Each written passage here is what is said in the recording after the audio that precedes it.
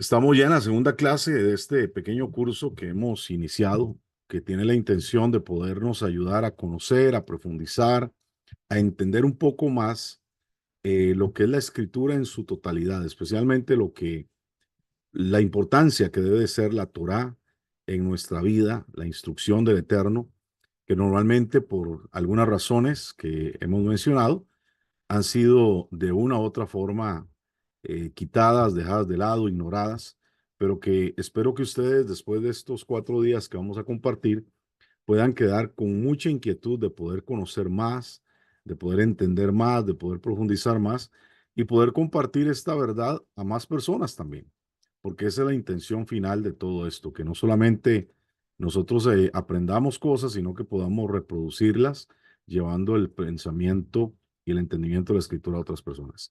Ahora, siempre yo les digo algo en los cursos que doy a las personas que nos dan el privilegio de estar participando.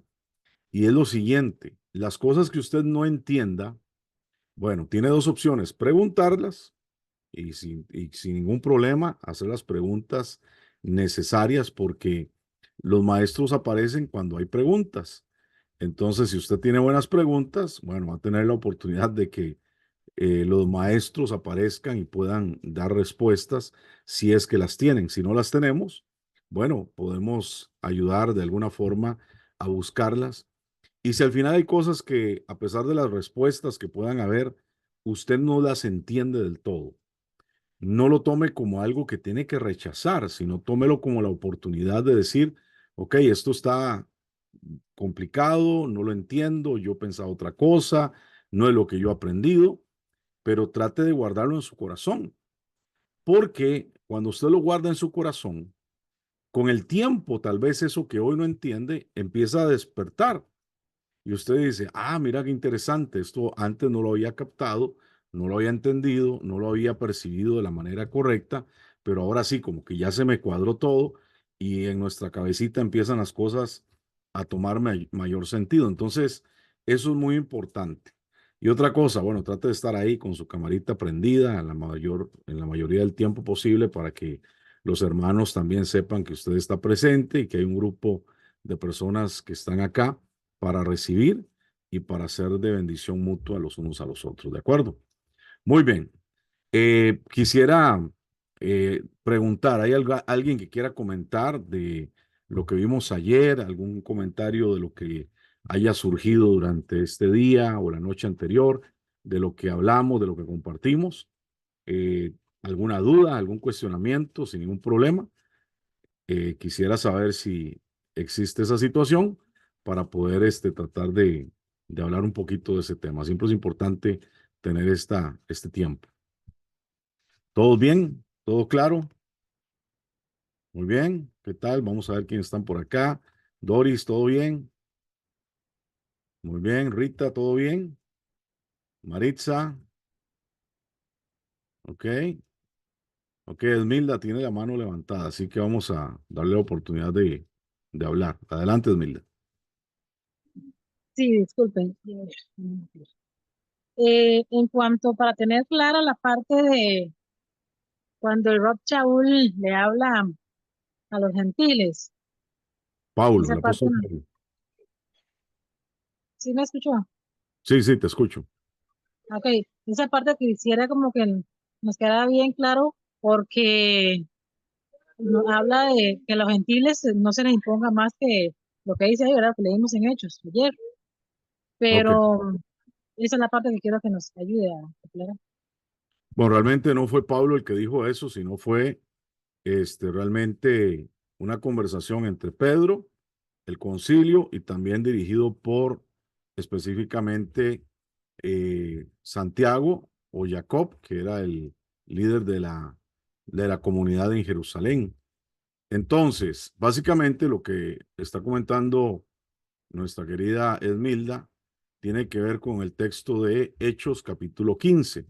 Voy a buscarlo para que lo podamos leer, ¿ok? Hechos capítulo 15, voy a empezar a leer de algunos pasajes desde el inicio. Dice, algunos hombres de Antioquía llegaron de Antioquía hasta Judea. Recuerden que Antioquía era una ciudad que no era parte de Judea. provincia donde vivían los judíos en el tiempo de Roma, y que ellos enseñaron a los hermanos, es decir, a los que eran parte ya del movimiento seguidor de Yeshua, ustedes no se salvarán, vea la declaración, ustedes no se salvarán si no se circuncidan, como manda la tradición de Moisés. Estoy leyendo una versión que se llama Palabra de Dios para Todos. Entonces, Pablo y Bernabé estaban en contra de esta enseñanza, discutieron mucho con ellos y por fin se decidió que Pablo y Bernabé fueran a Jerusalén para hablar con los apóstoles y ancianos líderes de la iglesia de este asunto. Entonces, bueno, ahí sucedieron varias cosas. Dice, cuando llegaron a Jerusalén, verso 4, los ancianos líderes y toda la iglesia le dieron la bienvenida. Pablo y Bernabé contaron lo que Dios había hecho con ellos, pero algunos creyentes partidarios de los fariseos se pusieron de pie y dijeron, los creyentes que no son judíos tienen que ser circuncidados y obedecer la ley de Moisés. Los apóstoles y ancianos líderes se reunieron para hablar del asunto. Después de una larga discusión, Pedro se puso de pie y dijo, hermanos míos, ustedes recuerden que hace un tiempo Dios me eligió entre ustedes para anunciar la buena noticia de salvación a los que no son judíos. Pablo está haciendo referencia, obviamente, al evento con Cornelio, que era un italiano, que no era un judío, pero se le anunció el mensaje de salvación. Y dice, para que ellos crean, Dios conoce a todos los seres humanos, incluso lo que piensan y aceptan a los que nos, perdón, incluso lo que piensa y acepta a los que no son judíos. Lo demostró al darles el Espíritu Santo, es decir, la evidencia de una persona que ha sido aceptada como pueblo por parte del Eterno es la llenura, la manifestación del Espíritu en sus vidas tal como lo había dado a nosotros. Ahora, ¿por qué esto era una sorpresa? ¿Por qué esto era una situación así sorprendente? Bueno, es importante aclarar que el Espíritu Santo no se manifestó por primera vez en lo que conocemos como Pentecostés. Ya el Espíritu Santo se había manifestado desde el libro de Génesis, a través de diferentes personajes, a través de profetas, a través de reyes, a través de Moisés, a través de los que construyeron el tabernáculo en el desierto. Dice claramente la palabra que fueron llenos del Espíritu. Entonces, no es que el Espíritu Santo como que de repente aparece en el contexto del Nuevo Testamento y no estaba antes manifiesto. De hecho, la expresión Espíritu Santo nace del judaísmo, porque el Espíritu Santo, como se conoce en hebreo como Ruach HaKodesh o Espíritu de Santidad, es una expresión bien judía que nació en el contexto de Babilonia en el exilio. ¿Por qué? Porque ellos estaban en el exilio y en la Torá o en la Tanaj siempre habla del espíritu de Elohim, el espíritu de Adonai. Entonces ellos al estar en una tierra pagana decían, nosotros no podemos mencionar el nombre del Eterno en una tierra pagana. Entonces, para hablar del espíritu, empezaron a usar en lugar del espíritu de Elohim o el espíritu de Adonai, empezaron a decir el espíritu de la santidad. Esa frase o ese nombre se acuña en Babilonia, viene de regreso con ellos a Judea, se traslada hasta el tiempo del contexto del templo en el tiempo de Yeshua, y aquí lo vemos plasmado en el Nuevo Testamento como Espíritu Santo. Entonces, eso lo aclaro porque es importante reconocer ese detalle. Ahora, dice que Dios no hizo distinción entre ellos y nosotros, verso 9, pues los purificó el corazón cuando ellos creyeron. Entonces, ¿por qué están probando a Dios agobiando a estos seguidores con una carga? Ahora, ¿cuál es esa carga? Esa carga se refiere a la ley judía de cómo se tenía que hacer el ritual de Moisés, donde también implicaba la circuncisión. Al contrario, creemos que nosotros somos salvos por medio del generoso amor del Señor Jesús y que todo esto y todos ellos se salvarán así.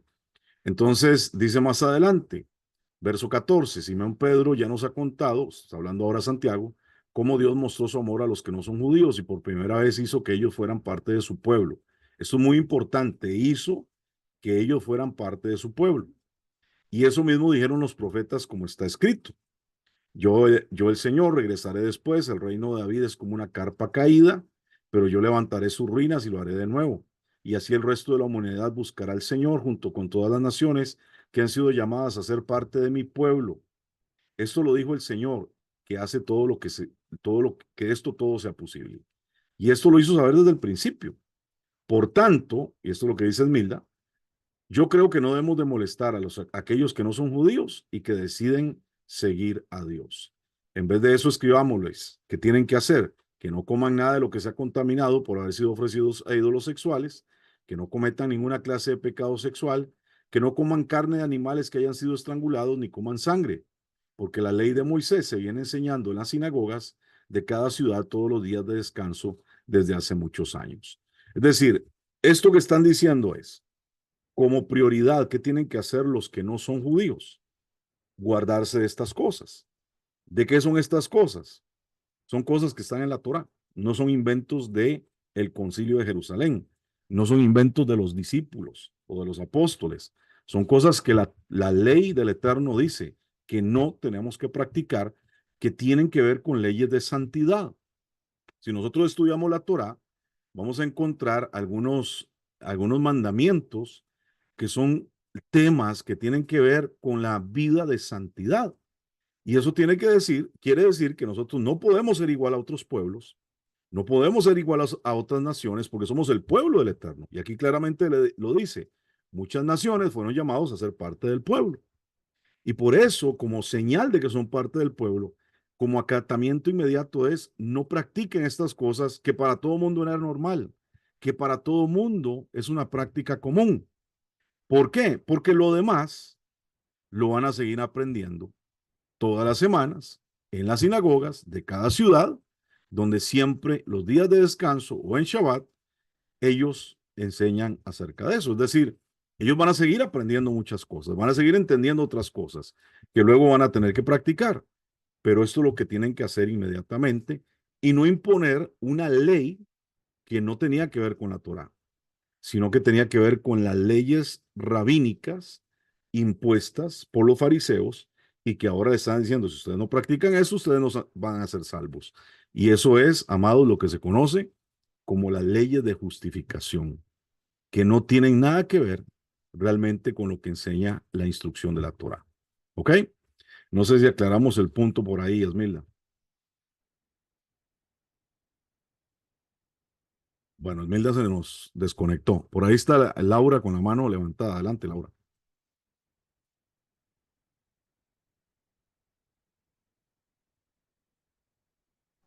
Ya, quería ver si podíamos ahondar un poquito más en la Torá oral y la Torá escrita.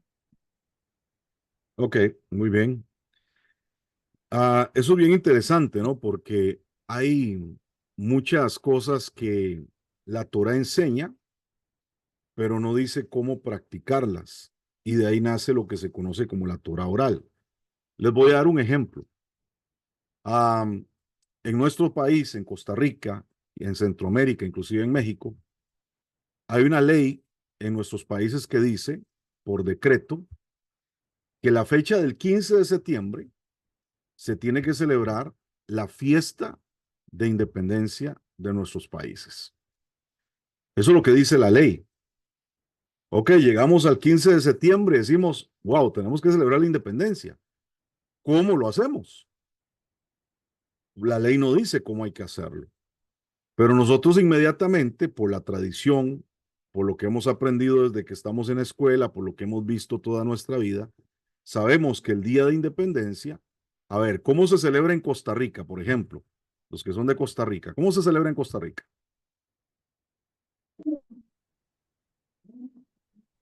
Los Desfiles, famosos desfiles, actividades en las escuelas. Así es, actos cívicos, desfiles, actividades en las escuelas.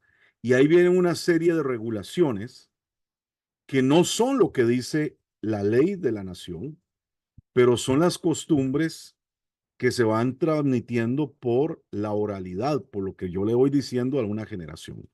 Pero recordemos lo siguiente, no todo el mundo tenía, desde el tiempo de allá en el Sinaí, en el desierto, la capacidad de tener un libro donde todo estaba escrito. Entonces, ¿cuál era la manera para transmitir la enseñanza, la instrucción, la Torá? Era de una forma oral. Ahora, habían cosas que no sabíamos cómo se practicaban o cómo se trabajaban o cómo se resolvían. Entonces el Eterno establece en el contexto del desierto, y desde entonces existía ya para el pueblo de Israel, lo que se conoce como el Sanedrín, ese consejo de sabios que él escoge para poder instruir al pueblo, para poder explicar al pueblo, y reciben la autoridad total de parte del Eterno para que las cosas que no saben cómo resolver, las vayan a resolver ahí, al Sanedrín. Entonces, ahí es donde nace un poco lo que es la tradición oral, ¿ok? Lo que contaban los padres a los hijos, que venían desde los abuelos y se iba transmitiendo de generación en generación. Entonces, por ejemplo, hay una fiesta que se llama Fiesta de los Panes sin Levadura. Si a nosotros nos dicen hay que celebrar la fiesta de panes sin levadura y comer panes sin levadura, la pregunta es, ok, ¿y cómo son los panes sin levadura? Y ahí es donde entra la tradición oral. Bueno, los panes sin levadura se hacen de esta forma, se hacen hay que hacer estos procedimientos, hay que hacer este protocolo en nuestra casa, etcétera, etcétera. Ahora, con el tiempo, todo eso se convirtió en regulaciones muy estrictas que fueron recopilándose, especialmente en el contexto ya del segundo templo, cuando ya Yeshua andaba aquí en medio de nosotros, en la tierra, que después de la destrucción del templo, cuando los judíos reciben un golpe bien fuerte por parte de Roma, ellos empiezan a tomar la decisión de que ahora sí tenemos que fortalecer lo que se conoce como el judaísmo. Y empezaron a recopilar muchas de estas tradiciones que ya de la oralidad pasaron a lo escrito y nace unos años más tarde lo que se conoce como el Talmud, que es la colección de todas las regulaciones, de todas las leyes, de toda la ley judía, lo que se conoce como la halajá, donde habla cómo celebrar una fiesta, cómo celebrar un Shabbat, cómo tenemos que cuidar, por ejemplo, la dieta, de una forma mucho más estricta de lo que la Torah nos enseña. Ahora, ¿cuál es el problema?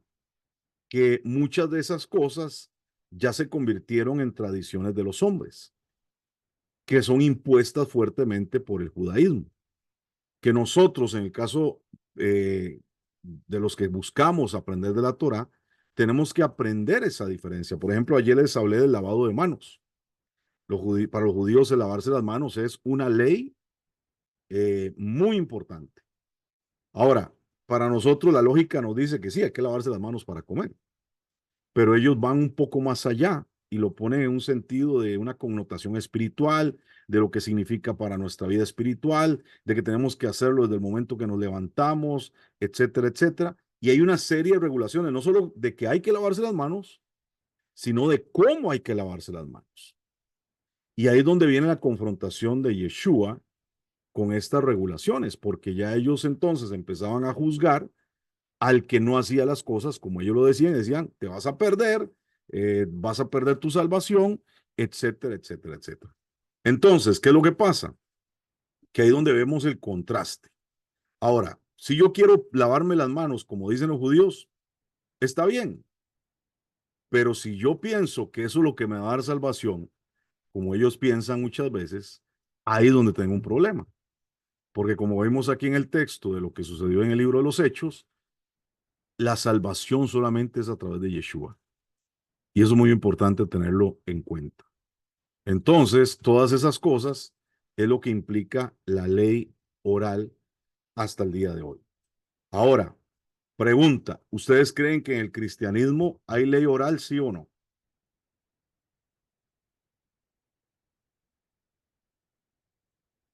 ¿Qué creen? ¿Y quién me puede decir sí por esto o no por esto?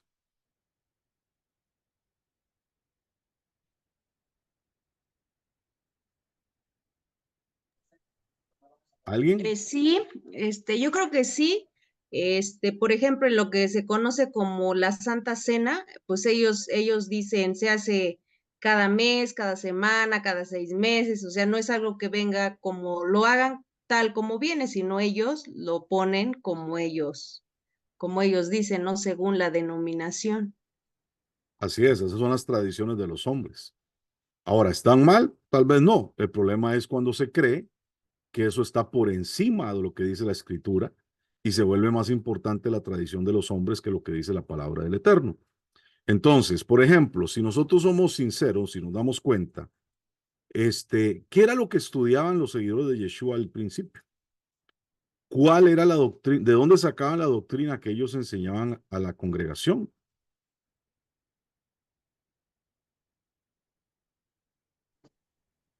la Torá. Así es, de los escritos de la Torá, los profetas, etcétera. Entonces, ahí ellos tomaban lo que Yeshua les había enseñado de la Torá y decían, este es el camino correcto a seguir. De esto es lo que aprendimos. Esta es la manera. Entonces, si nosotros somos honestos, nos damos cuenta que todo lo que dice Pablo, todo lo que dice Pedro, todo lo que escriben los apóstoles en sus cartas, ¿de qué está hablando? De la revelación de la Torá que fue transmitida oralmente por Yeshua a ellos y que ahora se pone en una elevación en Yeshua. Es decir, el Nuevo Testamento es el libro de la iluminación nuestro, que de hecho los judíos tienen su libro de la iluminación, que es el Zohar. ¿Y qué es el Zohar? ¿Cómo se ilumina la Torá en una dimensión espiritual superior, etcétera? Y es bien místico y bien interesante, pero para nosotros también tenemos en el cristianismo la misma situación. Tenemos un Nuevo Testamento, tenemos escritos paulinos que nos hablan de cosas bien elevadas, bien interesantes, bien poderosas, y bueno, son cosas que no son sencillas muchas veces de comprender si no nos conectamos verdaderamente con la Torá. Quisiera buscar un pasaje para dar luz sobre lo que dice acá. Denme un segundito. Es algo que dice el mismo Pedro en una de sus cartas, ¿no? Vamos a leerlo en segunda de Pedro, capítulo 3, verso 15. Dice, y tened entendido que la paciencia de nuestro Señor es para salvación, como también nuestro amado hermano Pablo, según la sabiduría que le ha sido dada, os ha escrito, casi en todas sus epístolas, hablando en ellas de estas cosas, entre las cuales hay algunas cosas difíciles de entender, las cuales los indoctos o inconstantes tuercen, como también las otras escrituras, para su perdición. Así que vosotros, oh amados, sabiéndolo de antemano, guardaos, no sea que arrastrados por el error de los inicuos, caigáis de vuestra firmeza. Entonces, ¿qué está diciendo Pedro? Miren, lo que escribe Pablo, amados, acerca de la sabiduría, de la salvación del Eterno, wow, lo escribe de una forma muy, muy elevada. Y no cualquiera lo puede entender así. Pero ¿qué es lo que hace una persona que no conoce la Torá? Y eso es lo que está diciendo Pedro. Empieza a torcer todo lo que dice Pablo. Yo personalmente creo que si Pablo estuviera vivo en este tiempo, se estaría rasgando la barba, los pelos y rompiendo vestiduras cada vez que interpretan muchas cosas que él dice, que las interpretan incorrectamente, porque no entienden el sentido realmente de lo que él había escrito, conectando la Torá con Yeshua para nuestro entendimiento espiritual. No sé si aclaramos un poquito ahí, Laura, o quieres que hablemos de otro tema, o está bien todo. No, todo bien. Muchísimas gracias. Bueno, con mucho gusto. Bueno, entonces ahora sí vamos a entrar a lo que quiero compartirles en esta noche. Y empiezo con esta pregunta. Nuevo Testamento y Viejo Testamento. ¿Por qué le llamamos así? ¿Por qué tenemos esa división tan fuerte en nuestra Biblia? Porque hemos recibido a través de la tradición esta situación, ¿no? De que se hace esa gran división y como que ahora algunos, inclusive yo he escuchado predicadores que dicen que el Dios del Antiguo Testamento es diferente en el Nuevo Testamento, lo cual sería contradictorio a lo que dice la palabra, porque el Eterno dice, yo no cambio, yo no cambio. Entonces, ¿por qué hay esa división? Bueno, de hecho, la expresión testamento es una expresión que no es la más correcta, porque ha sido traída desde el griego y se ha puesto ahí como una forma de hablar acerca de lo que sería más bien el pacto. Entonces, lo correcto sería hablar del nuevo pacto y del viejo pacto. Esa sería la expresión más correcta. Ahora, vamos a leer lo que dice Hebreos 9.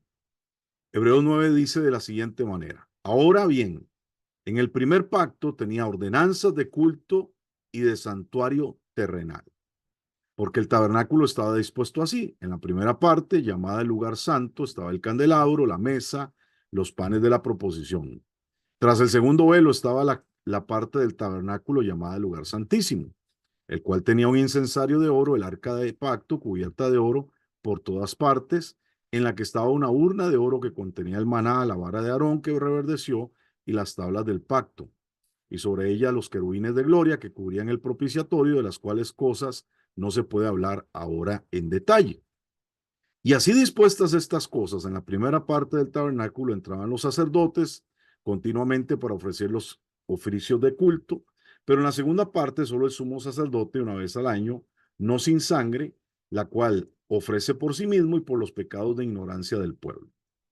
Dado el Espíritu Santo a entender con esto que aún no se había manifestado el camino al lugar santísimo, entre tanto que la primera parte del tabernáculo estuviese en pie, lo cual es símbolo para el tiempo presente, según el cual se presentan ofrendas y sacrificios que no pueden hacer perfecto en cuanto a la conciencia al que practica ese culto, ya que consiste solo de comidas y bebidas, de diversas abluciones y ordenanzas acerca de la carne, impuestas hasta el tiempo de reformar las cosas. Pero ya estando presente Cristo, Mashiach, sumo sacerdote de los bienes venideros, por el más amplio y más perfecto tabernáculo, no hecho de manos, es decir, no de esta creación, y no por sangre de machos cabríos ni de becerros, sino por su propia sangre, entró una vez para siempre en el lugar santísimo, habiendo obtenido eterna redención.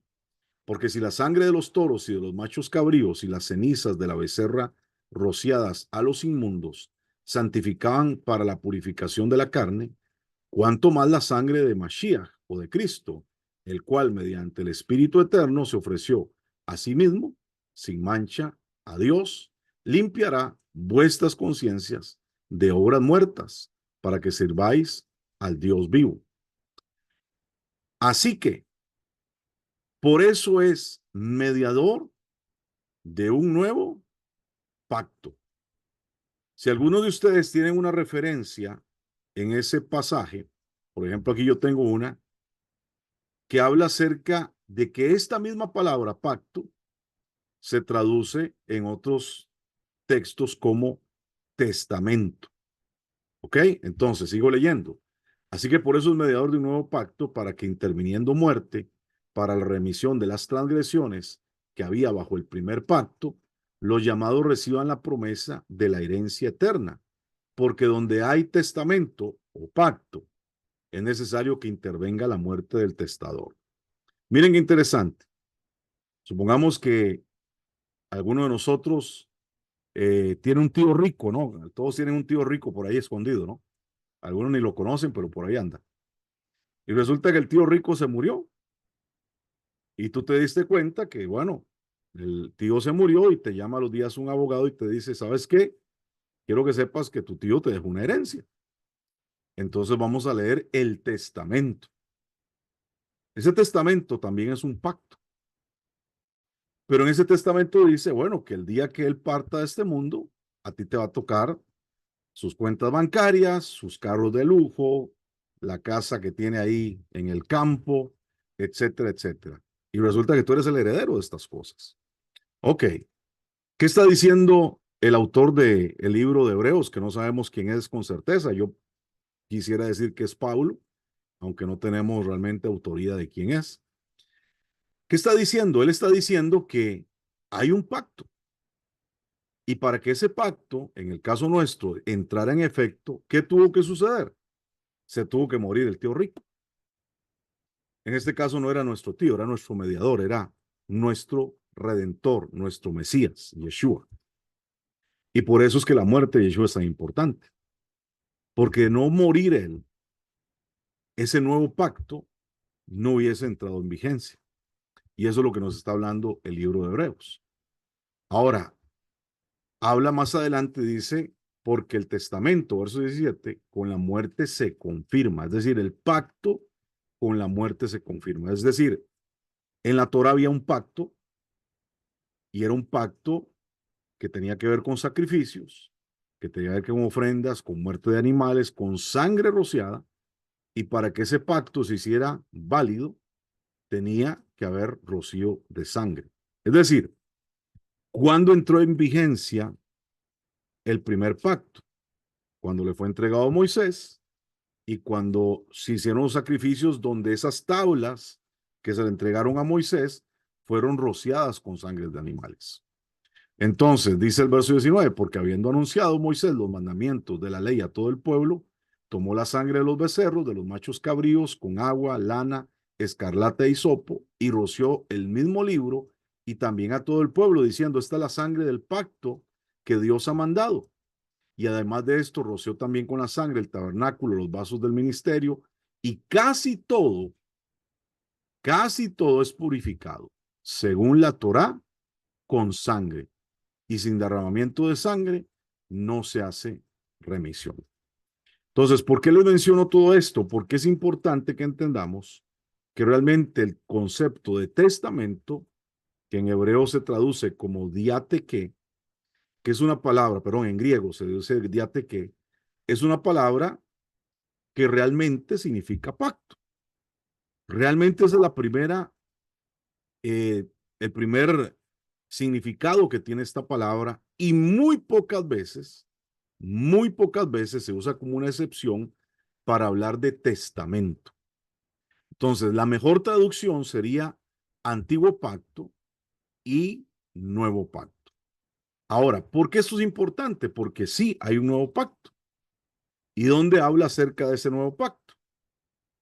Bueno, habla precisamente en los libros del antiguo pacto.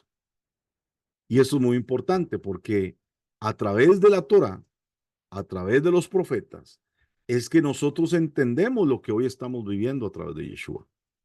Si nosotros no tuviéramos la Torá, si nosotros no tuviéramos a los profetas, no tuviéramos los escritos del antiguo pacto, lo que estaríamos viviendo hoy sería como una ocurrencia que salió de los apóstoles, que salió del mensaje de Yeshua, pero Yeshua nunca vino a inventar nada.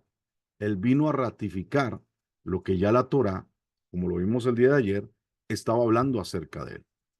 Entonces, eso es importante porque si nosotros vamos al libro de Jeremías, en el capítulo 31, ahí nos habla acerca de ese nuevo pacto. Ahora, la pregunta del $1.000.000. ¿Qué significa el nuevo pacto? ¿Qué es el nuevo pacto? Alguien que me diga, esto es el nuevo pacto. Y esto es lo que significa el nuevo pacto. ¿Quién tiene una idea que nos pueda compartir o una certeza de decir, esto es el nuevo pacto?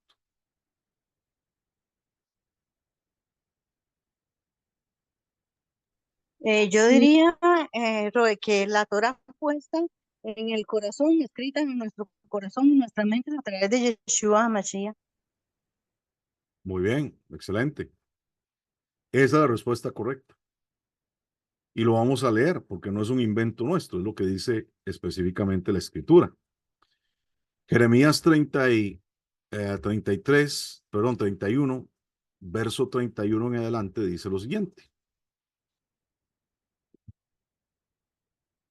Dice, he aquí, vienen días, dice Adonai, en los cuales haré un nuevo pacto. Y yo quiero que lea a alguien, si alguien lo tiene ahí a mano, que me lea con quién es ese nuevo pacto. Shalom, obviamente. Adelante. Dice, prometía que Adonai perdonaría el pecado y tendría una relación cercana e interrumpida con su pueblo. ¿El pacto es con el pueblo? No, en el verso 31, lo está leyendo en el 31. 31 al 34, Roy. No, lee el 31, por favor.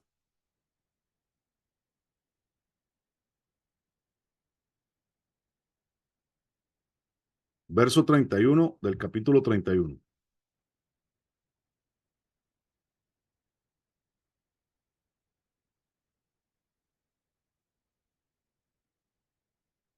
¿Alguien lo puede leer que lo tenga en la versión tradicional?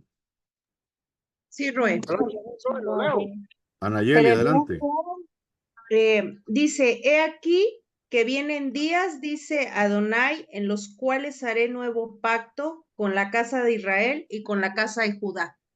¿Con quiénes es el nuevo pacto? Con la casa de Israel y con la casa de Judá.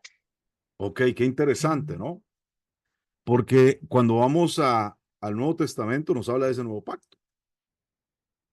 Pero lo que tenemos que tener claro es con quién es el nuevo pacto. Es el nuevo pacto con los costarricenses, es el nuevo pacto con los norteamericanos, con los europeos, con los asiáticos, con los hindús, o con quién es el nuevo pacto. Claramente dice que ese nuevo pacto es con la casa de Israel y con la casa de Judá. Eso es lo que dice la escritura. Ahora, para entender qué es la casa de Israel y qué es la casa de Judá, tenemos que meternos en un estudio que tal vez podamos hacer más adelante para saber con claridad de que el reino de Israel, que se estableció y se fortaleció con David y luego con Salomón, pero que se perdió en las manos del hijo de Salomón y se dividió, se partió en dos, convirtiéndose en 10 tribus, lo que se conoce como la casa de Israel, y en 2 tribus como lo que se conoce como la casa de Judá. Entonces eran 2 tribus, más los levitas, que no eran una tribu, que se unieron y quedaron como el reino de Judá. Entonces, ¿qué es lo que está hablando el Eterno? Yo quiero reunificar a estas 2 casas y quiero hacer un pacto nuevo con estas 2 casas. Ahora, mira lo que dice el verso 32. No sé si Anayeli lo quiere seguir leyendo. Hasta el 33, pero vamos despacito. Sí,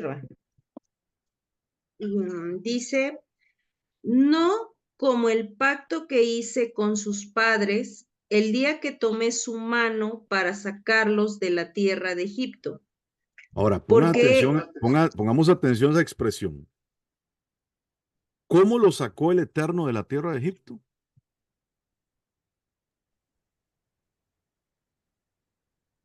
Los tomó de su mano, dice pastor. Así es, los tomó de su mano. Pregunta, ¿qué hace un novio cuando se quiere casar con una dama? ¿Qué es lo que va a hacer con los padres de esa dama? ¿O qué es lo que debería hacer? Pide la mano al padre de la novia. Así es, ir a pedir la mano de esa dama con la que quiere casarse. Lo que está diciendo acá es que realmente con la salida de Egipto empezó una relación que iba a terminar precisamente en un matrimonio. Ahora, sigue leyendo, por favor, después donde dice tierra de Egipto. porque ellos invalidaron mi pacto, aunque fui yo un marido para ellos, dice Adonai. Oiga lo que dice ahí, ellos invalidaron mi pacto, es decir, lo saqué como una novia con la cual yo quería casarme, me comporté como un marido con ellos, pero ¿qué hicieron ellos? Invalidaron el pacto. Por eso si leemos, por ejemplo, el libro de Jeremías, el libro de Ezequiel, va a hablar de cómo el Eterno le dice a su pueblo, ustedes han fornicado, ustedes se prostituyeron con otros dioses.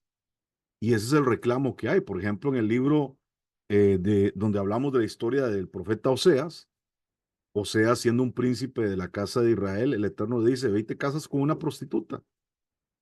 Y él no entiende por qué, pero lo obedece y se casa con esa mujer, la saca de su condición, le da honra, le da un lugar para vivir, le da una familia, le da hijos. Y esa mujer volvió a sus amantes. Y cuando Oseas decía, no, rey, pero ¿por qué me pasa esto? ¿Por qué esta situación? Le dice, porque tú tienes que entender que así como te sucedió a mí, a ti, me sucedió a mí con Israel. Ellos me dieron la espalda, ellos se fueron detrás de sus amantes. Y por eso es que aquí el Eterno está diciendo, bueno, yo los voy a perdonar, voy a hacer un nuevo pacto. Y veamos lo que dice precisamente de cómo es ese pacto. Verso 33. Pero este es el pacto que haré con la casa de Israel.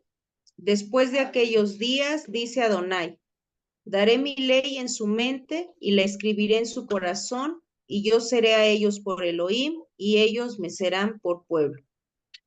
Así es. El nuevo pacto es que las leyes del Eterno estarán sobre nuestra mente, es decir, por encima de nuestros pensamientos y por encima también de nuestro corazón.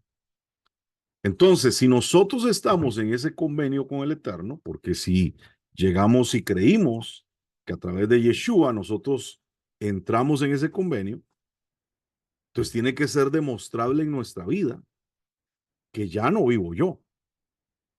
Yo voy a vivir según lo que Yeshua establece.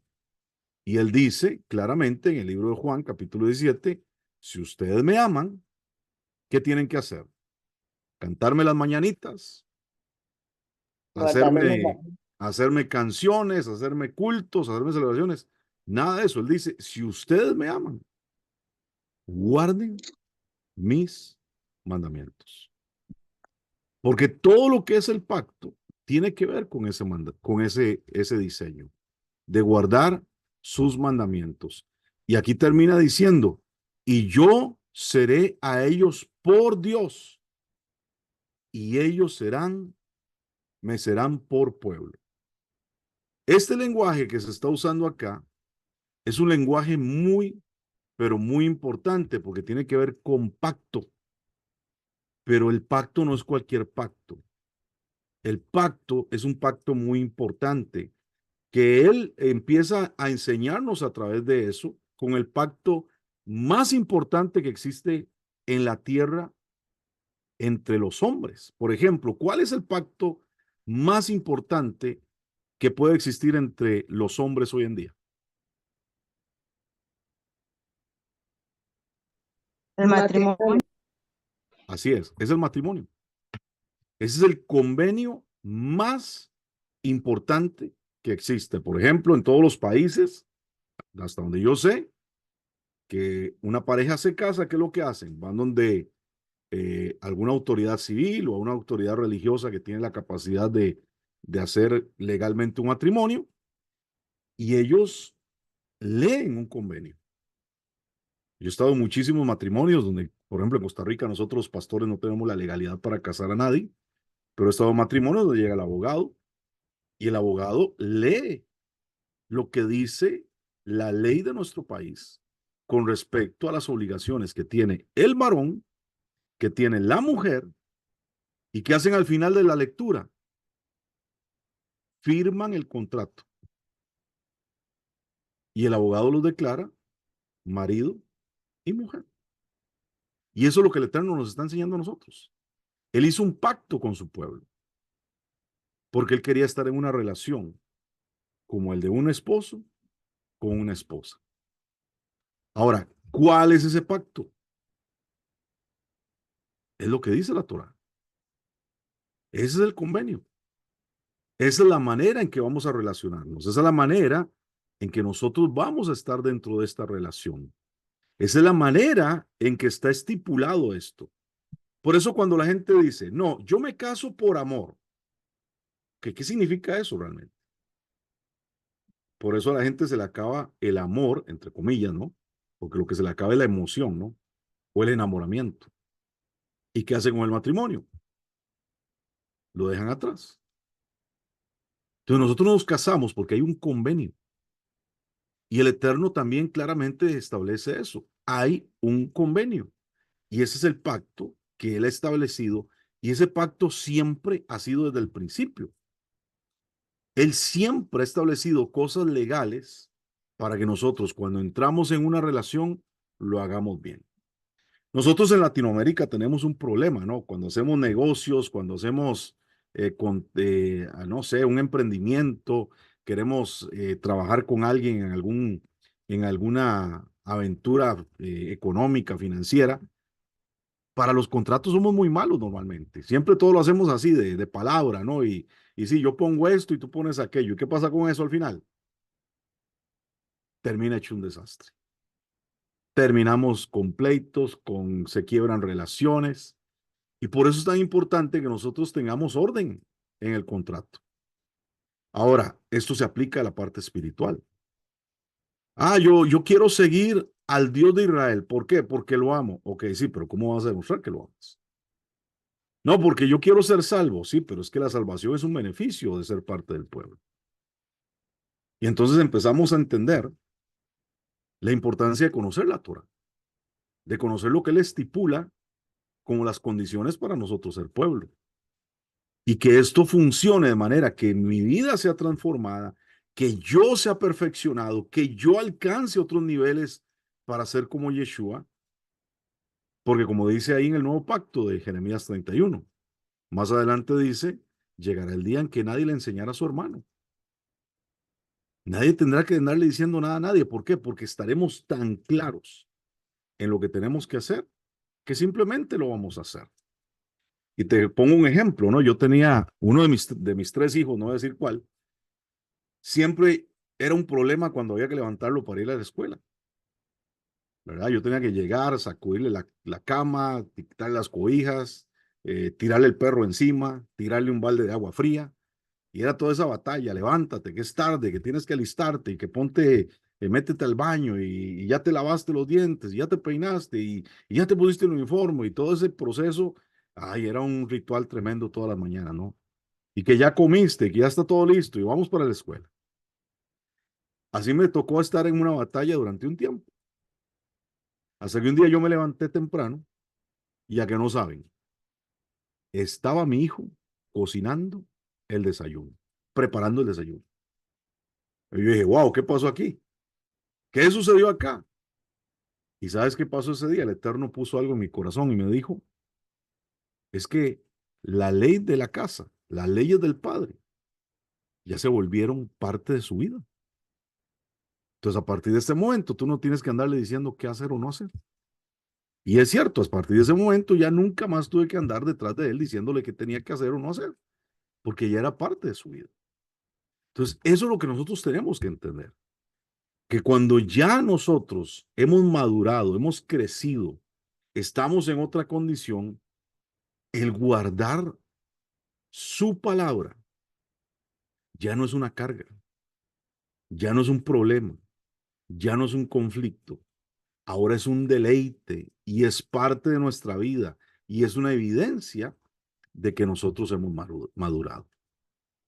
Y desde el principio el Eterno lo ha establecido así. De hecho, quiero enseñarles algo muy interesante que es la palabra en hebreo que nos habla acerca del primer libro de la Torá, que es precisamente conocido como el libro de Bereshit, que nosotros popularmente lo conocemos como Génesis.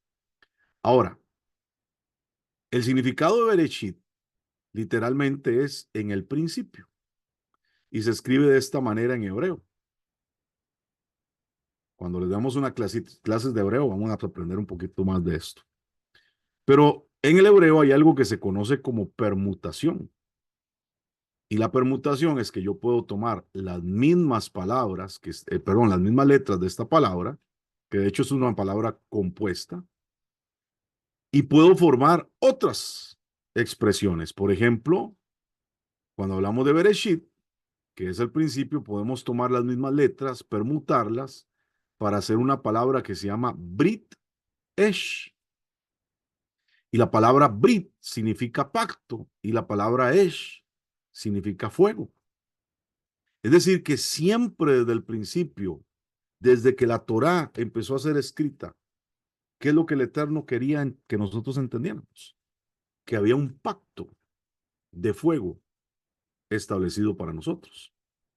De hecho, de esa palabra, Esh, que es la que está aquí, que es una Aleph con una Shin, esta que está aquí marcada, por la que estoy marcando, esa palabra Esh, fuego, es de donde se deriva 2 palabras, la palabra Ish y la palabra Isha. Y la palabra Ish significa varón y la palabra Isha significa varona. Entonces, ¿qué nos quiere decir Esh, fuego? Que cuando el varón y la varona se unen, ¿qué es lo que hay ahí? Puro fuego, puro fuego. Y tiene que haber un pacto de fuego. Y eso es lo que significa realmente. Entonces, desde el principio el Eterno nos está hablando de una relación matrimonial, de que así es como se mueven las cosas, en ese contexto, en ese diseño de perfección. Entonces es importante que nosotros entendamos que todo lo que nos dice la Escritura es para que nosotros avancemos hacia la perfección. De hecho, según lo que la Escritura nos enseña, el hombre y la mujer se casan no por amor, porque ya el amor tiene que estar implícito, porque amamos a alguien que está con nosotros y es nuestro prójimo. De hecho, ayer les decía, ¿cómo hay que amar al prójimo?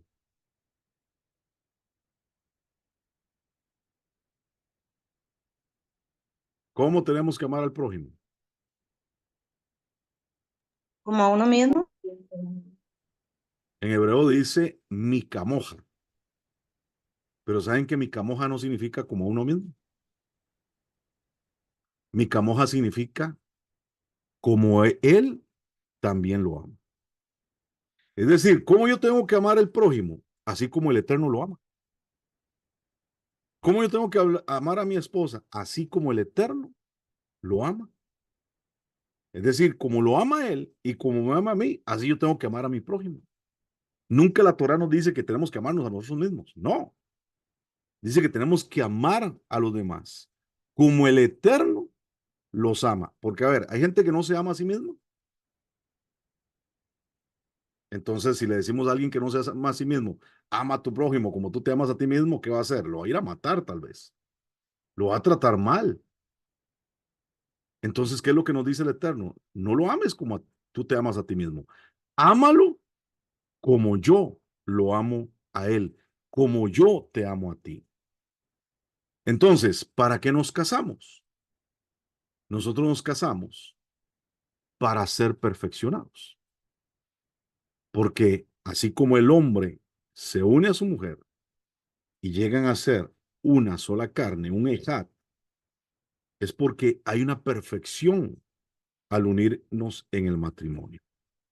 Y tal vez alguien dice, no, pero a mí me está yendo bien complicado en el matrimonio.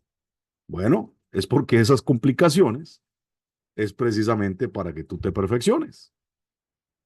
Y ahí es cuando tienes que reconocer en humildad que esto es importante para tu crecimiento. Por eso el pacto matrimonial es el pacto más importante en la tierra. Los hermanos judíos le llaman al pacto matrimonial Kiddushin, que viene de la palabra Kadosh, que significa santo, y la palabra Kiddushin significa reservado, significa apartarse, significa consagrarse. Es decir, cuando yo entro en una relación matrimonial, ¿qué tengo que hacer? Me tengo que consagrar. Entonces, a ver, si yo entro en una relación con el Rey del universo, que hace un pacto conmigo, entonces yo puedo seguir la vida como a mí me plazca. Yo puedo seguir viviendo como a mí se me ocurra. No, yo tengo que consagrarme, porque Él siempre nos lo dice. Sean perfectos, porque yo soy perfecto. ¿Cómo así? Nadie puede ser perfecto en este mundo. Bueno, si Él nos dice que podemos ser perfectos, ¿qué tenemos que trabajar? En nuestra perfección. Y la perfección no tiene que ver con conceptos humanos. La perfección tiene que ver con la disposición que nosotros tenemos de hacer su voluntad. Y eso es lo que nos hace perfectos. Y tenemos que seguir trabajando en esa perfección hasta el último día que nosotros estemos en esta tierra. ¿Y cuál es la medida que tenemos que alcanzar? A ver, ¿cuál es la meta de nuestra vida? Ya algunos lo saben. Ser como Yeshua. Así es, ser como Yeshua en todo lo que hagamos. Como esposo, yo tengo que ser como Yeshua. Como esposa, tengo que ser como Yeshua. Si soy un profesional, bueno, yo estoy ahí como una excusa, pero en esa profesión yo tengo que ser como Yeshua. Y qué bonito será el día en que todos seamos como Yeshua, porque vamos a hacer un ejército de Yeshua llenando toda la tierra, manifestando la gloria del Eterno sobre toda la creación. Pero para eso tenemos que entrar en el pacto, tenemos que consagrarnos y tenemos que estar apartados, porque en el pacto matrimonial, ¿qué tiene que haber? Una dedicación única y exclusiva. Cantar de los Cantares lo dice, yo seré tuyo y tú serás mía. Es un lenguaje matrimonial. Pero también en Éxodo él lo dice cuando reúne al pueblo para darle su ley. Les dice, ustedes serán mi pueblo y yo seré su Dios. No les está diciendo, bueno, ustedes van a ser míos y tengan el Dios que quieran. Les está diciendo claramente, yo quiero que sean solamente míos, porque yo voy a ser solamente para ustedes. Entonces, eso es el pacto. Y eso es lo que nos habla el pacto renovado también. No cambiaron las condiciones, no cambiaron las situaciones. Lo que está cambiando es que ahora nosotros tenemos mayores y mejores promesas. Porque este pacto, si usted lee el libro de Deuteronomio, al final, ¿para qué es? Para que les vaya bien en la tierra que Adonai les da. Pero para nosotros significa para que nos vaya bien en la patria celestial que nosotros estamos esperando. Y por eso tenemos que estar en el convenio. Por eso es que tenemos que estar en el pacto. Entonces, en los términos hebreos, en lugar de hablar de Nuevo Testamento o Nuevo Pacto, Viejo Testamento, Viejo Pacto, normalmente utilizamos nosotros el concepto de la Tanaj, que se refiere a la Biblia en el Antiguo Pacto, y la Brit Hadashah, que serían los libros del Nuevo Pacto. Solamente se los aclaro porque en algún momento puede que lo escuche y tiene relación con eso. Entonces, ahí donde nosotros empezamos a entender también que los conceptos pueden cambiar para tener un mejor entendimiento. Entonces, por ejemplo, cuando hablamos de la Tanaj, estamos hablando de la colección de 3 grupos de libros. Estamos hablando de la Torá, que ya sabemos que son los mismos libros que conocemos, Génesis, Éxodo, Levítico, Número, Deuteronomio. Si hablamos también de la Tanaj, nos referimos a lo que son los Nevín en hebreo, que serían los libros proféticos, y también nos referimos a lo que se conoce como los Getubín o Ketubín, que son los escritos. Hablamos de Salmos, hablamos de Proverbios, hablamos de libros de Crónicas, Reyes, etc. Que el compendio de todos estos libros es lo que se conoce en hebreo como la Tanaj. De hecho, la palabra Tanaj termina siendo un acróstico que habla acerca de esa división de libros o esos grupos de libros. Entonces, es importante que nosotros entendamos que todo lo que enseñan los escritores del Nuevo Pacto, Pablo, Pedro, Juan, el libro Apocalipsis, el libro de los Hebreos, los evangelios que conocemos, son libros enteramente basados también en lo que dice la Torá. Que las enseñanzas de Yeshua tienen que ver con la Torá. Que las evidencias de quién era Yeshua tienen que ver con la Torá. Que las genealogías que habla, por ejemplo, el libro de Mateo, tiene que ver con lo que nos habla la Torá. Es decir, nunca existió originalmente la intención de generar un divorcio entre estas dos secciones, entre estos dos libros. Ahora, importantísimo, según lo que acabamos de leer en el libro de Jeremías, el pacto que el Eterno establece, el pacto que tenemos que aprender a evidenciar, a valorar, a entender a la luz de toda la Escritura, es para un pueblo. Es para un pueblo. No es el concepto de una situación personal, ¿verdad? Mucha gente dice, es que la salvación es personal. Bueno, a que no saben, no vas a encontrar un versículo en la Biblia que hable de eso. Porque la salvación no es un tema personal. La salvación tiene que ver con un pueblo. El pacto tiene que ver con un pueblo. Evidentemente, yo tengo que hacer mi esfuerzo, tengo que hacer mi trabajo, tengo que hacer lo que a mí me corresponde. Pero Él no vino solamente por ti, Él vino por un pueblo.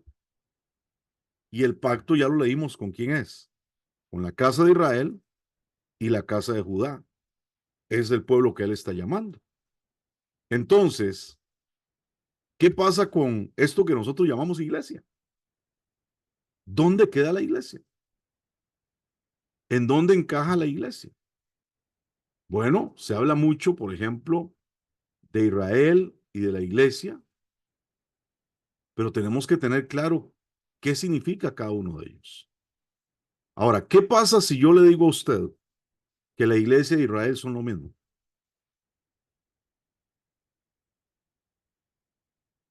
¿Qué le genera en su cabeza? A ver, ya veo algunos que están así como que, ups, ¿qué me están diciendo acá? Bueno, escrituralmente, vamos a verlo hoy, que la iglesia de Israel es exactamente lo mismo. Entonces, para muchos, yo sé que el principio es bien complicado, ¿no? Porque es difícil de asimilarlo por toda la enseñanza que tenemos encima, tal vez es difícil de escucharlo, pero vamos a examinar esto un poco, porque Israel no solamente son líneas en un mapa. Israel tampoco son las personas que viven dentro de ese mapa. Es muy importante que entendamos esa definición. Tampoco la iglesia es un edificio donde la gente se reúne, ¿verdad? Nosotros popularmente, por ejemplo, en Costa Rica decimos de la iglesia tal, tantos metros al este y tantos al oeste o lo que sea, ¿no? Pero la iglesia realmente no es un edificio y eso tenemos que tenerlo claro. Nunca el Eterno tuvo la intención de enseñar algo así. La iglesia pregunta, ¿serán todos los que asisten a un edificio de culto? ¿Serán todos los que se congregan en un servicio? ¿Serán todos los que van a una reunión cristiana o evangélica o católica o de cualquier denominación? Es importante tal vez meditarlo, ¿no? Y hacer las preguntas al respecto. Y por cierto, es importante también entender las definiciones de lo que es claramente entonces lo que es Israel y lo que es la iglesia para entender lo que les decía al principio. Al final son la misma cosa. Pero antes de eso hay que aclarar lo siguiente. No confundan al Israel bíblico con lo que es el Estado de Israel. No confundan todo lo que habla la Escritura sobre Israel con lo que precisamente hoy conocemos como Estado de Israel. ¿Ok? Se parecen, tienen cierta conexión, pero enteramente no es lo mismo. Y eso es importante porque la gente cuando piensa en Israel, inmediatamente su mente se va a esta posición, ¿no? Lo que está pasando allá hoy en día, que la guerra, etcétera, etcétera. Y bueno, eso es importante que lo tengamos claro. Ahora, obviamente, Israel fue identificado por primera vez en la Torá. Es decir, la Torá es la que nos empieza a hablar de quién es Israel. Y vamos a ver algunos ejemplos, por lo que es el caso de Éxodo 5:2, donde dice claramente, esto lo responde Faraón, ¿quién es Adonai para que yo oiga su voz y deje ir a Israel? Yo no conozco a Adonai y tampoco dejaré ir a Israel. Más adelante también dice en Éxodo 12, 37 al 38, algo bien interesante.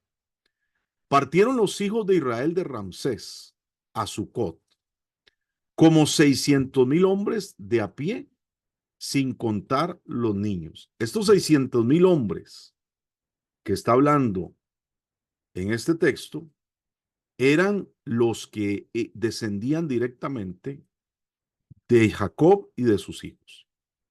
Eso es lo que se conocía hasta el momento como Israel. Pero vea lo que dice también acá.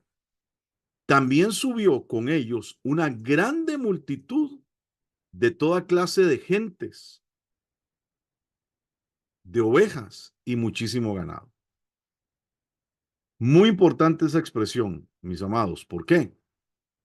Porque en el momento del éxodo, en el momento que el Eterno golpea la tierra de Egipto, sacude con las 10 plagas, libera a su pueblo, no solamente salen los hijos de Jacob, no solamente salen los descendientes de sus hijos, sino que dice claramente que subió gran multitud de toda clase de gentes. Ahora, históricamente tenemos evidencia que salieron egipcios con ellos, que salieron hititas con ellos, que salieron cusitas con ellos, que eran pueblos que también estaban en la cautividad que Egipto había provocado sobre otras naciones.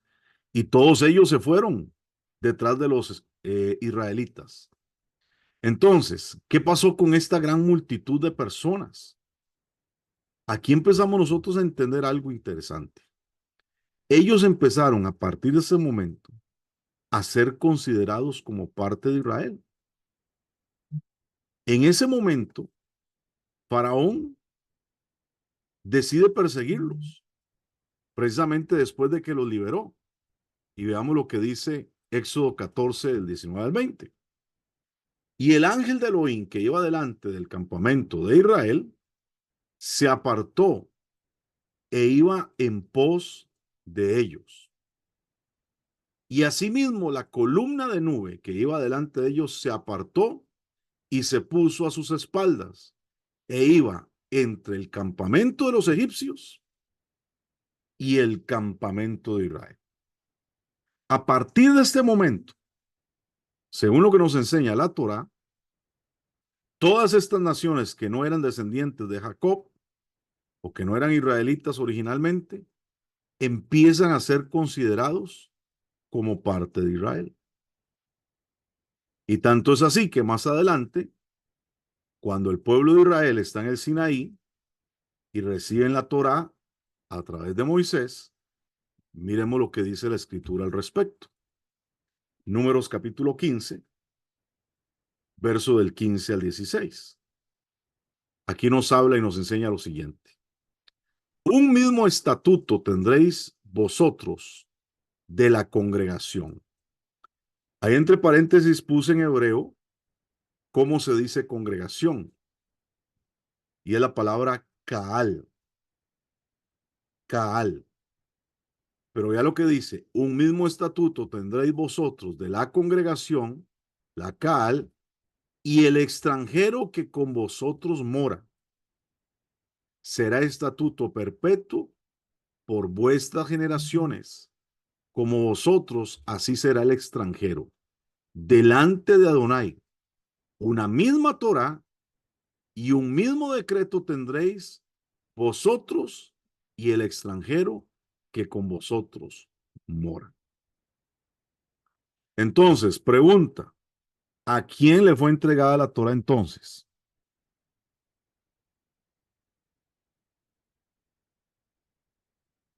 ¿Quién puede responderme? ¿A quién le fue entregada la Torá según lo que dice este pasaje? A la congregación ¿Y quién es la congregación en este caso?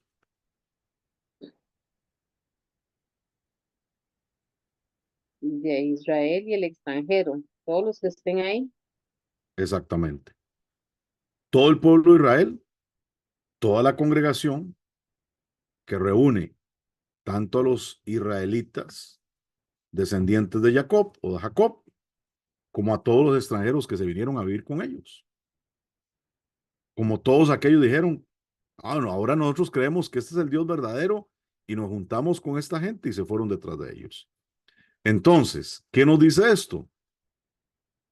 Que Israel es cualquier persona que elige seguir fielmente a Adonai, que elige seguir al Dios de Israel. Pero la evidencia de que yo sigo al Dios de Israel no es que yo digo, ah, sí, ahora me gusta este Dios y yo me pongo la camiseta. No es solamente eso, es que tú vas a ser una persona que, como dice acá, conoce cuáles son los mandamientos, conoce cuáles son sus decretos, conoce cuál es la Torá y empieza a buscar vivir conforme al orden establecido como un pueblo para que nosotros vivamos correctamente. Y eso es claro y evidente, ¿no? Porque, a ver, nosotros decimos, bueno, me gustaría irme a vivir a los Estados Unidos. Ok, muy bien. No sé si vieron lo que pasó con muchos hermanos latinoamericanos, no voy a decir de qué país específicamente, porque son varios países, que se fueron últimamente a los Estados Unidos. Hicieron una gran travesía, pasaban todo Centroamérica, llegaban hasta México, cruzaban la frontera, llegaban hasta las autoridades de los norteamericanos, los estadounidenses, y los enviaban a vivir a ciertas ciudades. Y cuando llegaban a esas ciudades, ¿qué querían hacer? Vivir como en Latinoamérica. Hacer las mismas fiestas, vivir en el desorden que traían culturalmente, económicamente, etcétera. ¿Y qué empezó a suceder? Entraron en caos. Querían establecer su anarquía, querían exigir derechos de las cosas que ellos creían que eran sus derechos. Pero a que no sabes, cuando tú dices, ok, yo quiero ser parte de esta nación de Norteamérica, yo quiero volverme residente, ciudadano, bueno, vas a tener que entonces cambiar tus costumbres, cambiar muchas cosas y hacerte fiel a las leyes de un país que no era el original donde tú vivías. Entonces, nosotros tenemos que entender que el Dios de Israel tiene sus reglas, tiene una Torá, tiene instrucciones. ¿Para qué? Para que nosotros vivamos bien. No es para que nosotros tengamos unas grandes cargas y vivamos todos amargados. No, no es así. Es para que nosotros seamos prósperos, es para que nos vaya bien, pero también para que honremos con nuestra vida a ese Dios en el cual nosotros queremos conocer. Entonces, ahora, ¿qué pasa con la iglesia? ¿Dónde queda el contexto de lo que nosotros conocemos como iglesia? Bueno, evidentemente la palabra como tal en el idioma español la vamos a encontrar por primera vez en el Nuevo Testamento, de boca precisamente de Yeshua, cuando Yeshua dice lo siguiente: yo también te digo que tú eres Pedro y sobre esta roca edificaré mi iglesia, que se deriva de la palabra eclesía, del griego eclesía, y las puertas del Hades no prevalecerán contra ella. Más adelante también dice, Mateo 18:17, si no los oyere a ellos, dilo a la iglesia, a la eclesía. Y si no oyere a la iglesia o la eclesía, tenle por gentil y publicano. Mira qué interesante. Es decir, si no se pone en el orden que establece la iglesia, pues esa persona es un gentil y un publicano. Es una persona que no es parte de eso. Ok, entonces, qué interesante, ¿no? Porque vemos que aquí se usa la palabra griega eclesía, que se tradujo al español como iglesia, que realmente la palabra eclesía significa congregación o asamblea. Entonces, si los intérpretes hubieran usado la palabra congregación como el real significado de eclesía en lugar de la palabra iglesia, tal vez no habría tanta confusión. ¿Por qué? Porque yo le animo a usted a que busque lo que es la palabra congregación o asamblea en toda la Torá o en los profetas, y usted se va a dar cuenta que esa es la misma referencia a lo que es la iglesia. Entonces, la iglesia es Israel, es la asamblea de Israel. No es un Israel espiritual, como muchos enseñan en una doctrina que se llama la doctrina del reemplazo. No, Dios desechó a Israel y como desechó a Israel, ahora la iglesia reemplaza a Israel y somos el Israel espiritual. Eso es antibíblico. Eso no tiene ningún sentido. De hecho, Jeremías 31, lo acabamos de leer, dice, yo haré un pacto ¿con quién? Con la casa de Judá y la casa de Israel. Unidos de esos dos grupos, estamos hablando de la asamblea de Israel, de la iglesia, la eclesía, de la Kaal o la Keilah, como también se menciona. Que de hecho la palabra Kaal es la misma raíz de la palabra Kalá, y la palabra Kalá es la palabra novia. Así como lo oyen. Entonces, cuando el Eterno se refiere a su congregación, al pueblo de Israel, se está refiriendo a todas las personas o a la iglesia, a todas las personas que dicen, yo voy a caminar en este pacto. Yo voy a caminar en fidelidad al Rey del universo, al Dios de Israel. Entonces, veamos lo que dice Hechos 7:38. Esta referencia la hace Esteban, el segundo mártir después de Yeshua, en el libro de los Hechos, que dice, este es aquel Moisés que estuvo en la congregación en el desierto, con el ángel que le hablaba desde el monte Sinaí, y con nuestros padres, y que recibió palabras de vida que darnos. Aquí la palabra para congregación o asamblea es la misma, es eclesía. Así está en el griego. Es la misma palabra que se usa para iglesia.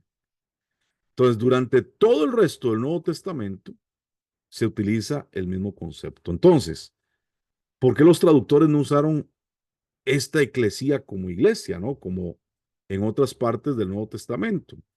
Bueno, porque eso pondría a Moisés dentro de la iglesia. Pondría a Moisés dentro de la iglesia. Y la mayoría del sistema religioso ha querido separar a la iglesia de Israel. Y eso es una gran falta y error que ha existido a través de la historia por diferentes motivaciones, por diferentes situaciones lamentables, pero al final Israel, la asamblea, la Keilah o la Kaal o la iglesia, es el mismo concepto escrituralmente hablando. Entonces, si la congregación o el término congregación fuera usado como debió haber sido usado para la palabra eclesía, es decir, si en lugar de Yeshua haber dicho, y esta iglesia hubiera dicho, y esta congregación, y así en el resto del Nuevo Testamento, el flujo entre el Antiguo y Nuevo Testamento, o el Antiguo Pacto y Nuevo Pacto, sería perfecto. Sería perfecto. ¿Por qué? Porque entonces veríamos que la iglesia que hoy conocemos debería ser la perfecta continuación de la iglesia que nació en el Sinaí, recibiendo el contrato matrimonial de la Torá. Y la iglesia no sería en nuestras cabezas una supuesta nueva creación de Yeshua. No sería un invento más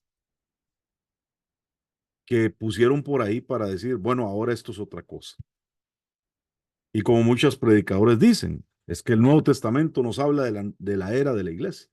No, toda la Biblia siempre nos ha hablado de la iglesia. Toda la Biblia siempre nos ha hablado de la asamblea del Eterno, de la Kaal del Eterno. Inclusive la Septuaginta, que es de donde se escribió, se tradujo la Biblia hebrea o el antiguo, los libros del Antiguo Testamento, el Antiguo Pacto, se tradujeron al griego y ahí tenemos lo que se llama la Septuaginta o la versión de los 70. Y esta traducción griega usa siempre la palabra eclesía cuando se refiere a congregación. Por ejemplo, si hubiéramos leído en griego los textos que leímos acerca del Éxodo, hubiera dicho eclesía y se hubiera traducido correctamente como iglesia si se hubiera puesto en el español. Pero los traductores no querían hacer eso. Los traductores querían divorciar el concepto y decir, no, una cosa es Israel y otra cosa es la iglesia. Y ahí nace lo que es la teología de reemplazo. Entonces, por cierto, la Septuaginta, como dice acá, fue escrita cientos de años antes que llegara Yeshua. Es decir, ya el concepto de iglesia estaba traducido antes de que Yeshua lo mencionara.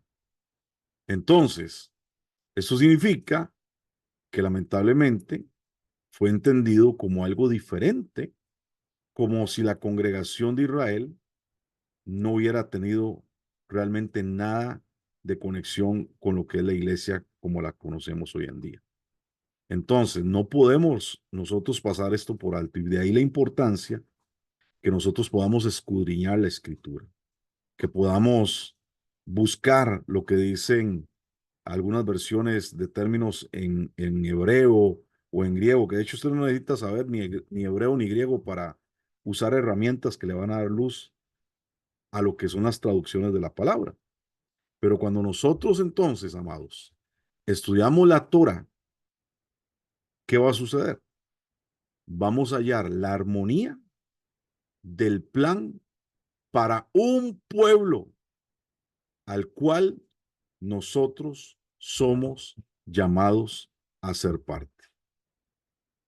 Y si usted lee con honestidad algunos pasajes algunos textos, por ejemplo, cosas que Pablo enseña, se va a dar cuenta que todo lo que nos enseñan los apóstoles, los primeros ministros de la congregación de Yeshua, los seguidores de Yeshua, entonces nos tiene que apuntar, sin duda alguna, a una realidad.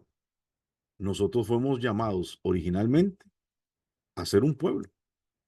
Y si nosotros decimos, no, pero somos gentiles, bueno, que no sabe, Yeshua dijo que el gentil es el que no obedece lo que dice la iglesia.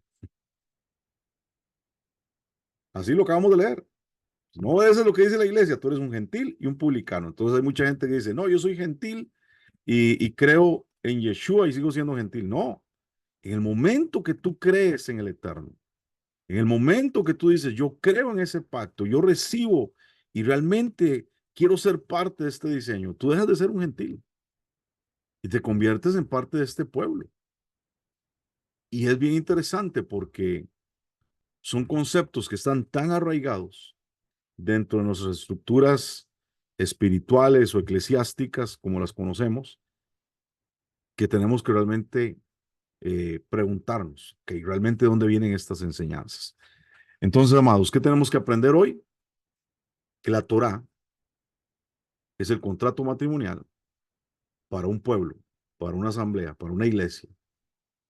Y esa iglesia somos todos nosotros, los que creemos en Yeshua y los que faltan de creer, porque muchos hermanos judíos aún están ciegos. No todos, pero muchos. Y Pablo nos enseña que esa ceguera temporal es para beneficio de todos nosotros. ¿Para qué? Para que llegue la plenitud de los gentiles a ser salvos.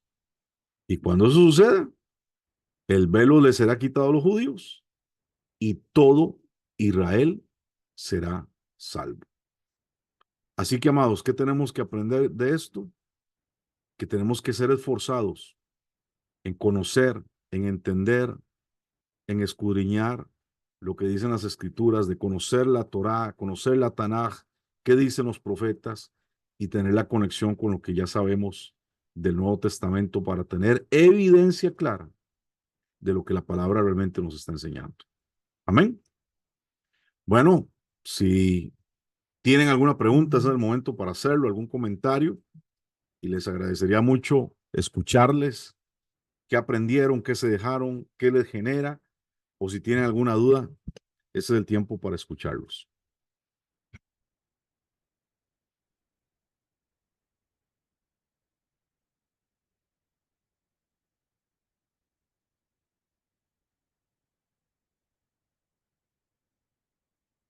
Ok, bueno, están súper afilados entonces. Podemos hacer examen, sorpresa. Aquí, Roy, andaba buscando yo que dice acerca de eso mismo de la congregación, no sé si tiene relación, pero en 1 Corintios 12, para ver cuál es, creo que que habla de que por el mismo Espíritu fuimos todos bautizados, 12:13, porque por un solo Espíritu fuimos todos bautizados en un cuerpo, sean judíos o griegos, sean esclavos o libres, y a todos se nos dio a beber de un mismo Espíritu. Y el Espíritu ya estaba desde el principio, entonces se puede relacionar también con lo de la congregación al principio, cuando salieron de Egipto. ¿Hay alguna Sí, relación así? vamos a leerlo en contexto, ¿ok? Sí, pues estoy Porque, leyendo de la versión King James. sí, porque realmente lo que está hablando es acerca de los dones espirituales, ¿no? Entonces, vamos a leerlo por acá. Dice, verso 12, así como el cuerpo es uno y tiene muchos miembros, pero todos los miembros del cuerpo, siendo muchos, son un solo cuerpo. Así también Cristo, porque por un solo espíritu fuimos todos bautizados en un cuerpo, sean judíos o griegos, esclavos o libres, y a todos se nos da de beber del mismo espíritu. ¿Qué quiere decir esto? Que para el Eterno no hay diferencia ahora, que al final Él ve un pueblo y que ese pueblo puede recibir capacidades espirituales, dones espirituales, todos reciben del mismo espíritu. Y esa era la sorpresa que tenían los judíos que hablábamos al inicio en Hechos 15. Porque, a ver, ¿sobre quién estaba el Espíritu Santo en, para ellos en el tiempo que vivían, o en el tiempo de Moisés, o en el tiempo de los patriarcas, o en el tiempo de los reyes, en el tiempo de los profetas? El Espíritu Santo no venía sobre cualquiera. Venía sobre personas específicas a cumplir una misión. Venía sobre los reyes, venía sobre Moisés, venía sobre los profetas, venía sobre Bezalel, que fue lleno del Espíritu para construir el templo. Entonces, todos estos personajes eran llenos del Espíritu para una activación de construcción. Ahora, yo les hago esta pregunta: ¿para qué somos llenos hoy del Espíritu?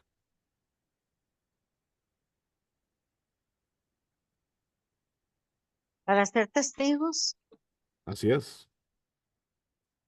Ahora, Buenas, disculpe, mi nombre es Ingrid. Creo que, saludos, Ingrid. bueno, creo que ahora somos llenos del Espíritu para compartir esta palabra con todos los que podamos. Así es. De hecho, muy interesante lo que dices, porque ¿cuándo recibieron los discípulos de Yeshua el Espíritu?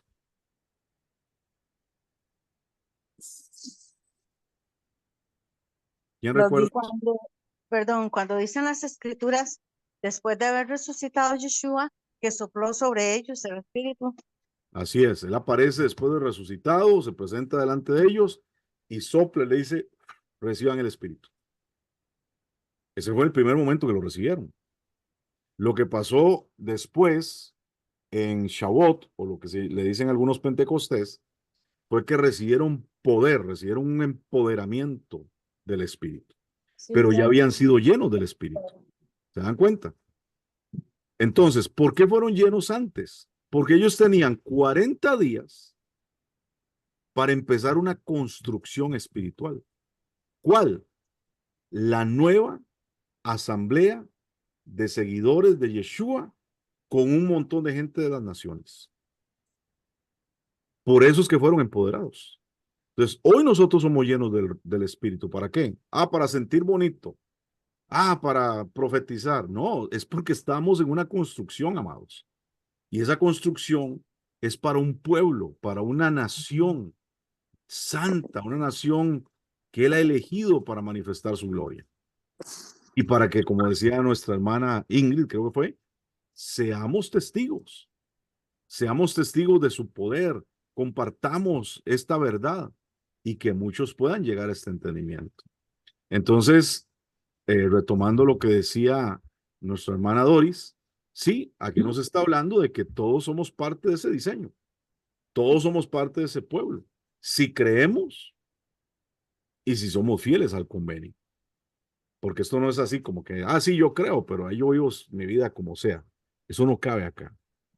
Es porque yo tengo que estar ahí. De hecho, la palabra gracia, que muchos han malinterpretado, dicen, no, es que la gracia es que, bueno, que yo sigo pecando y Él me sigue perdonando.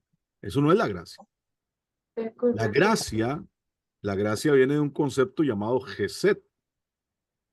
Y Gesed es la oportunidad de hacer la voluntad del Eterno. Es la oportunidad de yo casarme con Él. De hecho, la palabra Gesed se escribe con una letra que representa la jupá, que es el lugar donde el novio y la novia se juntan para ser bendecidos. Es decir, ¿qué significa gracia? Tengo la oportunidad de entrar en una relación con el Eterno. Antes no la tenía. Antes yo era un fornicario. Antes estaba perdido en las naciones. Antes yo seguía a otros dioses. Hoy no. Hoy ya dije, este es mi Dios y yo quiero vivir para Él. Por ejemplo, si usted dice, no, pero es que yo sigo siendo bien costarricense, yo puro gallo pinto y salsa lisano, y me sigo comportando como tico. Bueno, si tú quieres simplemente seguir siendo costarricense y seguir la cultura solamente de este país, también este país tiene un Dios o tiene sus dioses. Y cada año ahí se le va a rendir homenaje a un lugar llamado Cartago y se le arrodillan ante una piedra. Ese es el Dios de los costarricenses. Pero nosotros no tenemos ese Dios, nosotros tenemos el Dios de Israel. y tenemos que vivir en una cultura diferente, porque somos parte de un reino. Y ese reino tiene protocolos, ese reino tiene requisitos, ese reino nos exige que vivamos diferentes, por eso que somos santos. Y un amigo dice, y me gustó mucho esa definición, santo es ser raro. Así como lo oye, ser santo es ser raro. ¿Por qué? Porque si somos santos, no hablamos como todo el mundo habla, no decimos lo que todo el mundo dice, no contamos los chistes que todo el mundo cuenta, no comemos como todo el mundo come, somos raros. Somos raros y mucha gente no va a querer estar con nosotros porque somos raros. Pero eso es lo que nos hace diferentes, porque estamos apartados para él. Entonces, bueno, es como en estos días tuvimos la experiencia de que fuimos con Alondra, que es nuestra sobrina de mi esposa, y bueno, ya ha sido como una hija para nosotros realmente. Y fuimos a buscar casa porque se van a casar y quieren rentar un lugar y bueno, ya lo consiguieron. Entonces, la señora que nos atendió estaba preguntando, ¿no? Ella estaba indagando quiénes éramos y por qué y qué querían, ¿verdad? Evitando tener inquilinos no deseables. Y al final, Johan, que es el novio, le dice, es que nosotros queremos la casa, pero que nos la dé antes, pero nos vamos a venir a vivir como un mes después. Y ella dice, pero ¿por qué así? Le dice, porque nosotros no nos hemos casado. Y como no nos hemos casado, no vamos a venirnos a vivir juntos todavía. Y la señora se quedó sorprendida y dijo, qué raro, porque hoy las parejas no hacen eso. Ustedes me impresionan, ustedes son diferentes. Claro, somos raros, porque guardamos la santidad, porque no queremos hacer lo que hacen los demás. Si ellos fueran como los del mundo, dirían, ¿qué importa? Nos falta un mes para casarnos, vivamos juntos ya. Ya, metámonos a vivir en esta casa y hagamos lo que sea. No, pero ellos decidieron seguir al Dios de Israel. Y por eso tienen un nivel que está buscando el orden y la santidad de sus vidas. Y eso nos hace diferentes. ¿Alguien más quería decir algo por ahí? No sé si Laura, que había abierto el micrófono, pareció. No, Roe, perdón. Ok. Bueno, ¿alguien más quiere comentar algo?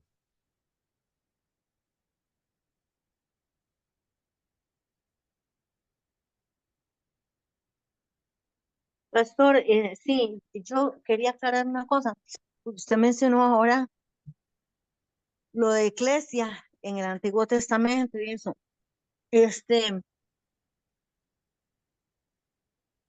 La Septuaginta fue hecha por judíos, ¿cierto? Sí, pero judíos helenizados. Ok. Y de ahí, ¿en dónde fue? Es para entender, ¿en dónde fue que se dio paso a la influencia católica sobre las escrituras que hicieron, digamos, ese tipo de divorcio, como usted lo mencionó? Sí, eso ya fue muchos años después del tiempo de Yeshua, ¿no? O sea, la Septuaginta, que se conoce como la versión de los 70, es porque Julio César era un apasionado por la espiritualidad de otras naciones, ¿no? Por eso él se fue, se metió con los egipcios, realmente tomó control de Egipto y establece lo que es Alejandro Magno, no Julio César, Alejandro Magno. Él establece Alejandría. En Alejandría hay una gran biblioteca, o existía una gran biblioteca. Y uno de sus deseos era conocer la espiritualidad y la sabiduría del pueblo judío, que le llamaba mucho la atención. Entonces, ¿qué hizo él? Consiguió 70 escribas y los puso, según, bueno, esto puede ser como un mito, pero es lo que se dice tradicionalmente, los puso separados todos a traducir la Torá o la Tanaj, más bien, del hebreo al griego, para él poder leer. Entonces se cuenta en la tradición que, bueno, que los 70 fueron cada uno a hacer su traducción y que cuando vinieron y compararon la traducción, todas eran iguales. Eso es lo que dice la tradición, ¿no? Pero bueno, la realidad es que se tradujo ahí por primera vez la Biblia hebrea o la Tanaj al idioma griego y que eso es lo que se empezó a usar a partir de ahí y de ahí se derivan muchas versiones. Ahora, hay mucha evidencia de muchos textos que fueron agregados en el Nuevo Testamento, no en la Biblia hebrea, sino en el Nuevo Testamento, a través de diferentes acciones que tomó ya lo que eran los mal llamados, digo yo, padres de la iglesia. Porque los padres de la iglesia para mí deberían haber sido los apóstoles, ¿no? Pero lo que se conoce tradicionalmente como padres de la iglesia son filósofos grecorromanos que se hicieron cristianos y que eran realmente judiofóbicos, antisemitas. Ellos detestaban a los judíos y de hecho así lo escribían en muchos textos y empezaron a cambiar o a provocar un divorcio entre lo que era la espiritualidad de los primeros seguidores de Yeshua, que eran judíos, con lo que ahora quería enseñar la iglesia, que ya se estableció como un sistema religioso. Y a partir de ahí cambiaron muchas cosas. De hecho, nosotros tenemos algunas Biblias que si alguno quiere una Biblia, se la podemos obsequiar con mucho gusto. Y estas Biblias son nueva versión internacional y hay gente que no le gusta porque esa Biblia, por ejemplo, tú la lees y dice capítulo 10, verso 1, por ejemplo, algún texto X. Y de repente dice verso 1, verso 2, verso 4 y se salta al 6. No aparece el verso 5. Eso quiere decir que ese verso 5 en la Reina Valera, por ejemplo, es un texto agregado, pero no era un texto original que estaba ahí escrito. Entonces, por ejemplo, cuando leemos lo que se conoce como el Padre Nuestro, que dice al final, porque tuyo es el poder, el imperio y la gloria por los siglos de los siglos, amén. Eso no lo dice en el texto original. Eso es agregado por estos escritores después del tiempo de la iglesia primitiva, ¿no? Y así hay muchos textos que aparecen por ahí, ¿no? Entonces, ¿cuál es el ejercicio que nosotros recomendamos siempre? Escudriñemos las escrituras y para eso tenemos que tener versiones, herramientas que hoy tenemos a la mano en internet, etcétera, para estudiar y que son muy valiosas para conocer realmente lo que dicen las escrituras como tal. Entonces, eso es muy importante manejarlo, ¿de acuerdo? Gracias. Muy bien, Maritza. Entonces, sí, lamentablemente, después de la caída del templo de Jerusalén, ¿qué fue lo que enseña la historia? Bueno, básicamente, el Talmud nos dice que, el Talmud que escriben los judíos, que 40 años antes de que el templo cayera, que el templo cayó en el año 80 más o menos, en el año 70, perdón, ya ese templo no funcionaba. Entonces, ¿qué dicen los sabios en el Talmud? Que ya, por ejemplo, cuando echaban las suertes del Yom Kippur, para que un macho cabrío fuera sacrificado en el templo, otro fuera enviado al desierto, ya las suertes no salían bien, porque siempre el que se enviaba, el que se sacrificaba en el templo, caía en la mano derecha, y ya ahora caía en la mano izquierda. El humo que era de los sacrificios ya no subía hacia arriba, sino que se dispersaba, como si estuvieran haciendo un incendio, ¿no? Y uno de los milagros era que el humo subía directamente al cielo. Las puertas del templo se veían solas. En Yom Kippur, el hilo rojo que se ponía para ver si el Eterno perdonaba los pecados y se convertía en blanco cuando acababa Yom Kippur, ya nunca más se convirtió en un hilo blanco. Entonces, el mismo Talmud dice que ya ese templo no funcionaba. Entonces, ¿qué pasa? En el año 70, o antes del año 70, había una revuelta a través de un judío llamado Shimon Bar Kokhba. Y este hombre quería rebelarse contra los romanos.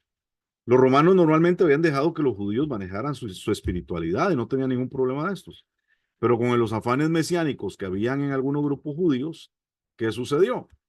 Se levantó este Shimon, a un judío de la época, un rabino que lo avaló y lo declaró como el Mesías prometido. Entonces, ¿qué pasó con los seguidores de Yeshua? Al principio estaban apoyando a Bar Kokhba, pero ¿qué dijeron? No, este no es el Mesías. Y se separaron de Bar Kokhba. ¿Y qué pasó? Huyeron a los montes. Y en ese momento se da esa revuelta. Roma interviene, destruye Jerusalén, destruye el templo, expulsa a los judíos de Judea y les prohíbe regresar. pero solamente permite que regresen los que son seguidores de Yeshua porque no hayan entrado en esta revuelta. Pero a partir de ahí, Roma envía un emisario para controlar la vida de estos judíos que eran seguidores de Yeshua, pero que ahora estaban ahí viviendo en Judea. Y a partir de ahí, se empieza a tratar de institucionalizar lo que era la asamblea de seguidores de Yeshua. Y poco a poco empieza a Roma a meter sus tentáculos hasta que se convierte en lo que hoy conocemos hasta la fecha. Entonces, a partir de ahí es donde las cosas empiezan a ponerse complicadas, porque se da un divorcio entre los judíos y los que son seguidores de Yeshua, y poco tiempo después nace lo que conocemos como el judaísmo, que se extiende hasta nuestros días, y el cristianismo, que como lo conocemos hasta el día de hoy. Entonces, básicamente eso es lo que ocurre en ese contexto. Si ustedes quieren tener algunos videos que hablan de la historia, de un poco de esta historia que estoy mencionando, de hecho se los voy a enviar. Yo los tengo en un canal privado de Telegram, pero ustedes pueden ver esos videos que los hizo un canal que se llama DW, un canal alemán, los puso en internet y los vetaron porque son muy reveladores de lo que Roma empezó a hacer en medio del judaísmo, en medio de la iglesia. Entonces, se los voy a enviar para que vean el enlace por ahí y si quieren verlos con calma, les va a subir, les va a suceder, les va a servir bastante. Entonces ya envié el link para que ustedes lo puedan ver, ¿de acuerdo? Ok, bueno, quedamos hasta acá entonces.